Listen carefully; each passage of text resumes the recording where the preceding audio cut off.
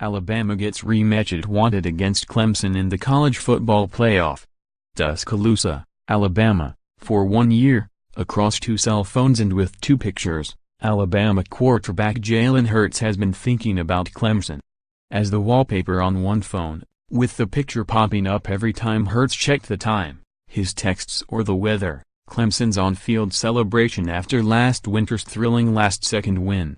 And as the wallpaper on that phone's replacement, Hurts walking off the field as the loser in a shower of orange and white confetti.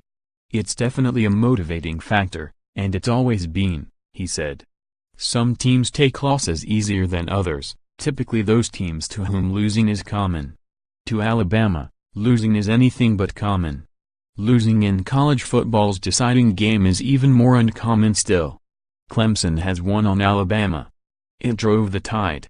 This past off-season's motto or mantra was finishing, after the defense tried and failed to keep Deshaun Watson and Hunter Renfrow out of the end zone with the game on the line.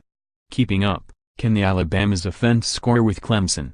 Woken, Clemson in position to take over as college football's reigning dynasty finding joy, Clemson's standout defensive tackle Dexter Lawrence Love winning its Round 3. Defensive back Minkah Fitzpatrick said of Alabama's January 1st rematch with Clemson, "A Sugar Bowl pairing with no shortage of underlying themes and potential takeaways, including the possibility that Clemson wrestles away from the Alabama the title of college football's latest powerhouse." Heading into the first matchup, and eventual Alabama win, Clemson's coaching staff spoke of the battle between the Tide's dynasty and the Tigers' sense of destiny. "There was no poetry heading into the title game this past January. The same coaches spoke of just going out and taking it. And they did. The third meeting in 3 years again feels different. Alabama might be favored by Las Vegas but is not the favorite, if that makes sense. Clemson is the nation's top-ranked team." The Tide backed their way into the college football playoff, losing their finale to Auburn and leaving their fate in the hands of the selection committee. And most of all, Alabama is the team with something to prove. "We're thankful for the opportunity," said running back Damian Harris. "We're glad we got put in this position to play for another national championship. But all along, Alabama wanted this. In a way, the program needed it. So here comes Clemson, the Tide's desired opponent on the sport's biggest stage, a matchup seemingly preordained the moment the clocks hit 0 nearly a year ago. It's safe to say the pregame story for the Sugar Bowl is this: Alabama wanted Clemson, and it got Clemson. We all kind of get the chance to redeem ourselves and kind of show the world who we really are. Who we are at Alabama," Hurts said. "So we're looking forward to it," said defensive back Levi Wallace. "After last year, that game never quite settled with us. So we're glad that we're playing them. It's starting to feel like a rivalry game, you know. Be careful what you wish for. Alabama might want Clemson, but the Tide may not like what they get." In an extreme case of role reversal, it is Alabama that enters the postseason with question marks and concerns while Clemson resembles the more complete team. Few times, if any, has this been said of any Alabama opponent during Nick Saban's imperial reign atop the football bowl subdivision.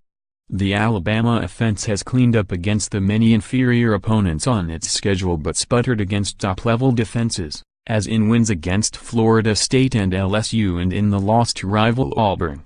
Hurts in particular has come under increased scrutiny, helped in no small part by the solid play, if in a small sample size, and under vastly different circumstances, of backup Tua Tagovailoa.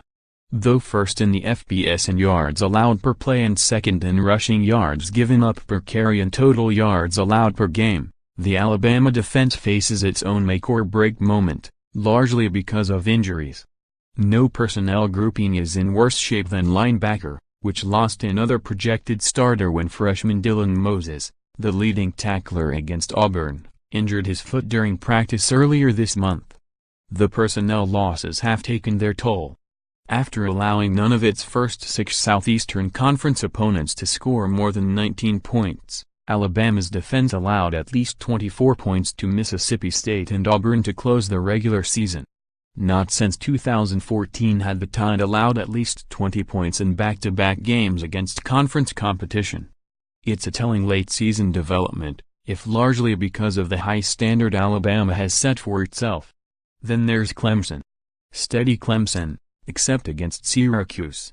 The Tigers replaced Watson, the greatest player in school history, and might be even better. The offense is substantially more explosive, definitely more electric on the ground. The defense sits fourth nationally in yards allowed per play, having held each of its last 4 opponents to under 230 yards of total offense. The compare and contrast tale of the tape favors the Tigers. I'm sure a lot of people don't like Alabama because we're always so good, each and every year, Wallace said. That's just something that Coach Saban instilled in us, trying to be the best we can be. Whatever you guys say that we are, that's who we are. But we're definitely the bad guys in college football. But when it comes to Alabama and Clemson, the biggest shift comes in a more concrete case of altered roles.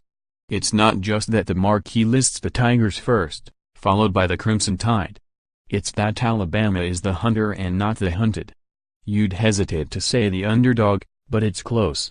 To find the last time that Alabama was the challenger and not the challenged on a major stage might take going back nearly a decade, to the Tide's loss to Florida to decide the 2008 SEC championship. Hurts put it simply, they're the national champions. We're not. The reminder of this fact sits right at his fingertips. It's been almost a year since Clemson conquered Alabama. In the months and games since, the Tigers have illustrated their staying power. The rubber match is finally here, and Alabama gets what they want, a shot at payback. Maybe the Tide step onto the field at the Sugar Bowl and reassert their dominance. There's also a chance the Tide won't like what they get. I'm not thinking about the past, I'm not thinking about the future, I'm thinking about the now, Hurts said. I think the biggest thing is to focus on us right now and know that we've got a challenge in front of us. Images from the college football bowl season.